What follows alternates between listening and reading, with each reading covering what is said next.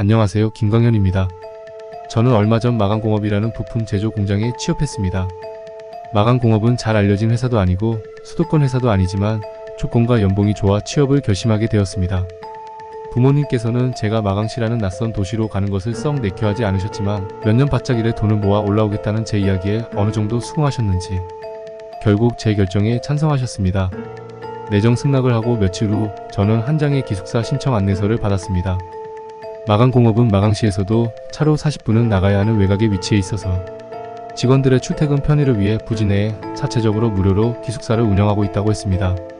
한 번도 기숙사 생활을 해본 적이 없어서 조금 걱정은 되었지만 시내에서 출퇴근할 때 지불해야 하는 비용을 생각했을 때 기숙사에서 생활하는 것이 무조건 유리하다는 판단이 들었습니다.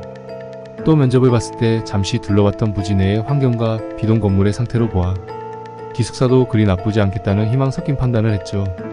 저는 기숙사에 들어가기로 결정하고 신청서를 작성해 제출했습니다. 일주일 뒤 저는 기숙사 건물 506호를 배정받았다는 통지서를 받았습니다.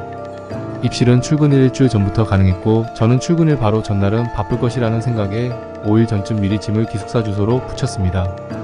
그리고 출근일 2일 전 저는 마강시로 내려갔습니다. 시외버스 터미널에서는 여전히 철을 갈아낸 듯한 냄새가 사방에서 풍기고 있었습니다. 그 불쾌한 냄새에 순간 미간을 찌푸렸습니다. 드디어 좋은 연봉으로 취업에 성공했다는 기쁨에 잠시 동안 그 냄새가 얼마나 역했는지 잊고 있었던 것이었습니다. 얼른 가방에서 마스크를 꺼냈었지만 이미 맡아버린 역한 냄새는 쉽게 가시지 않았습니다. 저는 최대한 숨을 참으려고 애쓰며 택시를 잡았습니다. 마강공업 기숙사로 가달라고 요청하자 마치 제 얼굴을 확인하듯 택시기사님이 뒷좌석을 힐끔 쳐다보시는 것이 느껴졌습니다. 좋은 연봉을 받는 회사에 취업했다는 자신감 때문이었을까요? 왠지 그 눈길에 시기심과 부러움이 실려있는 듯 보였습니다. 저는 어쩐지 우쭐한 기분으로 자세를 고쳐 앉았습니다. 하지만 혹시 몰라 챙겨온 멀미약을 단단히 챙겨 먹은 탓인지 금세 졸음이 쏟아졌고 저는 그렇게 택시 안에서 꾸벅 잠이 들고 말았습니다. 손님, 목적지에 도착했습니다. 한참 후 저는 택시 아저씨의 부름에 잠에서 깨어났습니다. 그런데 주변을 둘러보자 기숙사는 보이지 않고 무슨 야산의 풍경 같은 것만 보이는 겁니다. 저는 덜컥 겁이 났지만 티내지 않으려 애쓰며 아저씨에게 물었습니다. 여기가 어디예요? 기숙사 앞까지는 포장도로가 없어서 못 들어갑니다. 여기서 내려서 걸어가셔야 해요. 덧붙인 설명에 다시 한번 창 밖을 내다보자 안쪽으로 흙길이 나 있는 것이 보였습니다. 기숙사가 이런 곳에 있다는 것이 믿기지 않았습니다. 마강공업 기숙사로 온 거 맞아요? 저는 도저히 믿을 수 없는 마음에 아저씨에게 다시 한번 여쭤보았습니다. 맞아요. 저기 표지판 보세요. 아저씨가 가리키는 쪽을 보자 마강공업 기숙사 가는 길이라는 표지판이 보였습니다.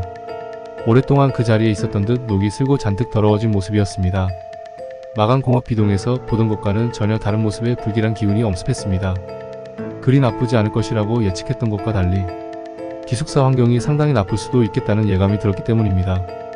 순간 시내에 집을 구할 걸 그랬나 하고 후회하는 마음이 들었지만 지불해야 할 월세, 각종 공과금, 회사까지 오가는 시간과 비용 등을 생각하자 기숙사 환경이 아주 최악만 아니라면 그래도 이득이라는 생각이 들었습니다. 무엇보다 아직 기숙사는 보지도 않은 상태였습니다. 살아보다가 정 안되면 시내에 집을 구하면 되는 문제이기도 했고요. 결심을 한 저는 택시비를 지불하고 택시에서 내렸습니다. 택시가 돌아가는 모습을 복잡한 마음으로 보다가 저는 기숙사 쪽으로 발걸음을 옮겼습니다. 마강공업 기숙사 가는 길이라는 안내 표지판이 가리키는 쪽으로 이동하자 양옆으로 마른 풀들이 자라있는 흙길이 나타났습니다. 흙길은 차가 들어가기엔 폭이 좁았지만 성인 두세 사람은 충분히 같이 걸어갈 수 있을 것처럼 보였습니다. 길 옆은 산이었는데 그리 높지는 않았지만 키가 큰 나무들이 빼곡하게 들어차 있었습니다. 길은 그렇게 굽이지는 않았지만 그 때문인지 시야가 닫혀있는 느낌이었습니다. 그렇게 3분쯤 걷자 눈앞에 기숙사가 나타났습니다.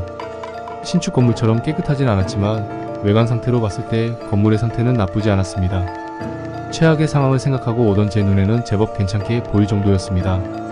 이런 시골에서 무슨 큰 범죄가 일어날까 싶긴 했습니다만 기숙사 건물 주변은 2m가량 되어 보이는 벽이 두르고 있어 치안도 나쁘지 않아 보였습니다.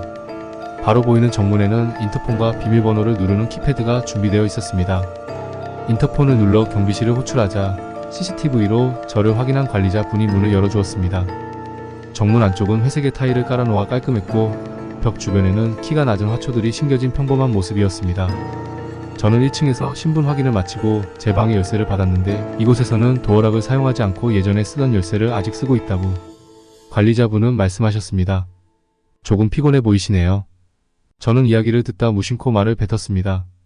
그도 그럴 것이 중년임에 틀림없는 관리자분의 얼굴이 일평생 사무직을 전전하며 햇빛이라곤 보지 못한 사람의 것처럼 새하였고 눈 아래에는 숨길 수 없는 다크서클이 내려와 있으며 표정 또한 음울하기 짝이 없었기 때문이었습니다. 운동이라곤 하지 못할 것처럼 깡마른 체구에다가 저보다도 작은 키의 관리자 아저씨는 설사 이곳에서 무슨 일이 일어난다고 해도 제대로 대응을 하실 수 있을지 염려가 될 정도였습니다. 잠을 통 못 잤더니 얼굴에 표시가 났나 보군요. 아저씨는 한 손으로 얼굴을 쓸어내리더니 두 손을 무릎에 얹고 이야기를 이어갔습니다. 이 건물은 6층까지 있습니다. 5층과 6층은 사무직 직원들이 쓰고 그 아래층은 공장 직원들이 씁니다. 5층에는 방이 3개 있고 6층에도 마찬가지입니다. 올해는 사람을 많이 뽑지 않아 5층을 쓰는 사람은 김광현 씨와 고기택 씨 둘뿐입니다. 보시다시피 회사가 이런 시골에 있다 보니 여성 직원들은 기숙사를 신청하지 않아요. 1층에서 4층까지도 전부 남자들 뿐입니다. 김광현 씨의 방은 5층에 있는 506호입니다.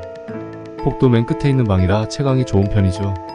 며칠 전에 보낸 짐들도 다 그 방에 있습니다. 여기까지 오느라 고생하셨을 텐데 얼른 올라가서 쉬시죠. 관리자 아저씨는 그렇게 말씀하신 후 힘겹게 입가를 끌어올렸습니다. 살이 없는 얼굴에 얼굴 거죽이 근육을 따라 비죽이 올라가더니 균형이 맞지 않는 어색한 미소가 그려졌습니다. 어쩐지 그 표정이 상당히 기괴하다는 기분이 들었지만 저는 내색하지 않고 열쇠를 받아 관리 사무실을 나왔습니다. 그나저나 보기보다 상당히 규모가 작은 기숙사라는 생각이 들었습니다.